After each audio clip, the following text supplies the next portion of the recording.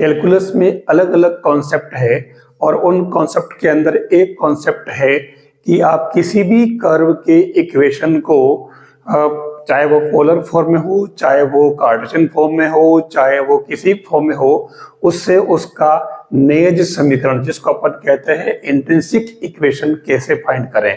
It means उसे S Sai के function के रूप में कैसे बदलें। एस और साई, अब एस क्या है? आर्क लेंथ, और साई क्या है? साई टेंजेंट जो एक से साथ में एंगल बनाती है वो एंगल है साई। अब इन दो को ध्यान रखते हुए अपन कैसे इस कार्डियोइड का नेज समीकरण जिसको अपन कहते हैं इंट्रिंसिक इक्वेशन फाइंड करते हैं। अब इसमें सबसे पहले हमारे पास में जो चीजें आती है, आप एक काम करें, इसका D r by d theta निकाल ले पहले। तो ये हो जाएगा माइनस ए साइन थीटा, एक काम हो गया। अब आप इसमें D r by d theta का होल स्क्वायर भी निकाल लें, इसकी जरूरत पड़ेगी। ये हो गया हो a square sine square theta. अब आप निकाल लें आर स्क्वायर, तो आर स्क्वायर इसमें क्या बनेगा? A square 1 plus cos theta whole square. देखिए मैंने ये क्यों किया आगे बता रहा हूं, इसकी जरूरत क्यों पड़ेगी बता रहा हूं आपको, ठीक है। इसको आप रहने दीजिए। अब आपको निकालना है क्या? टेन फाई, ये होता है R D theta by d are. कुछ चीजें अपने को याद रखनी पड़ती है। अब आर आपके पास में ए 1 प्लस कोस थीटा है और D theta by d are, यानी कि आपको इसको लेना है नीचे, तो ये हो जाएगा ए साइन थीटा। अगर आप इसको सोल्व करें तो क्या आएगा? ए से ए कैंसिल और ये बन रहा है माइनस का कोट थीटा बाई 2। तो इसे आप टेन फाई है तो आप इसे 10 में कन्वर्ट कर ले और क्या लिखेंगे? पाई बाई 2, क्योंकि कोट था तो पाई बाई 2 माइनस की जगह प्लस कर दें और ये थीटा बाई 2।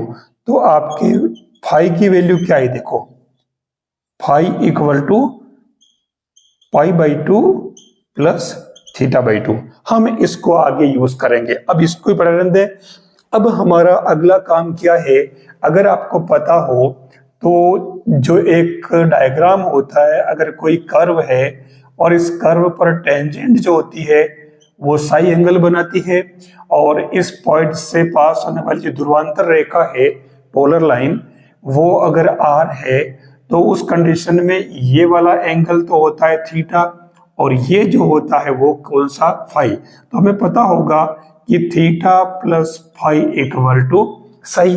तो ऐसे केस में आप थीटा प्लस फाई और साई दे दिया है तो आप इसमें इस फाई की वैल्यू यहाँ पुट कर दो, तो ये थीटा और फाई की वैल्यू आ रही है आपके pi by 2 plus theta by 2 equal to psi. आप एलसीएम ले लें इसका, तो ये 3 theta by 2 plus pi by 2 equal to psi. ठीक है, बस ये हमारा काम हो गया। तो हमें इसमें क्योंकि थीटा को एलिमिनेट करना है, ये ध्यान रखना पड़ेगा।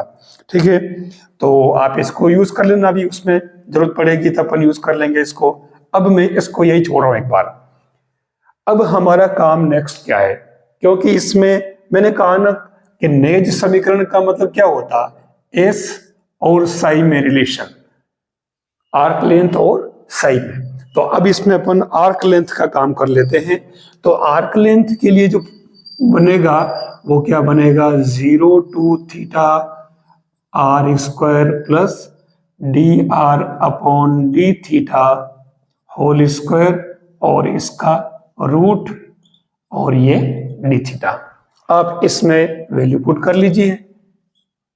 थीटा आर स्क्वायर आपने निकाले रखा, a square sine square theta d r by d theta, नहीं ये इसकी वैल्यू थी, आर स्क्वायर की अपन अलग से इधर पुट कर लेते हैं। तो ये a square 1 plus cos theta whole square d theta, इसको ऐसे कर ले पूरा और ये रूट में भी है। अब देखिए ए स्क्वायर पूरा बार लाओगे तो ये ए आ जाएगा। 0 टू थीटा, अब यहां आपके हो रहा था sign square theta plus cos square theta plus 2, यह तो हो जाएगा 1 और बीच में एक और क्या आएगा 2 कोस थीटा और ये इसका पूरे का रूट है ये डी थीटा। अब इसमें ए ये हो गया 1, तो 1 + 1 2, ये पूरा 2 जो है बाहर आ जाएगा। ठीक है, अब अंदर जो है पूरा देखो मैं पूरा कर लेता हूं, 0 to थीटा और ये 1 + 1 + 2 cos थीटा 1/2 और ये डी थीटा। बस इससे ही आर्क लेंथ निकाल लीजिए, कैलकुलेशन करनी है। तो इसमें से ये 2a तो आ जाएगा बाहर और 0 to थीटा और यहां बचेगा ओनली cos θ/2 डी थीटा। ये आपके s = 2a और ये sin θ/2 और ये 1/2 लिमिट आपकी 0 to थीटा। तो ये s = 2 आ गया, ये 4a और ये हो जाएगा sin θ/2। अब आपको थीटा की वैल्यू पुट करनी जो अपन पहले निकाल चुके हैं, तो ये थीटा की वैल्यू आप इसमें पुट कर दीजिए। ये सिस्टम पूरा आप देख लीजिए, बिल्कुल इजी काम है।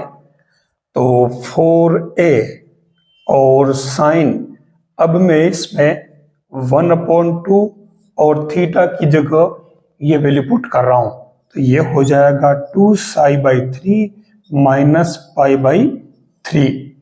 तो ये s = क्या हुआ 4a साइन और ये 2 अंदर जाएगा तो π/3 - π/6।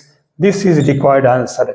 ये हमारे जो मेन कार्डियोड था, इस कार्डियोड का नेज समीकरण जिसे हम कहते हैं इंट्रिंसिक इक्वेशन, एस और साई में रिलेशन।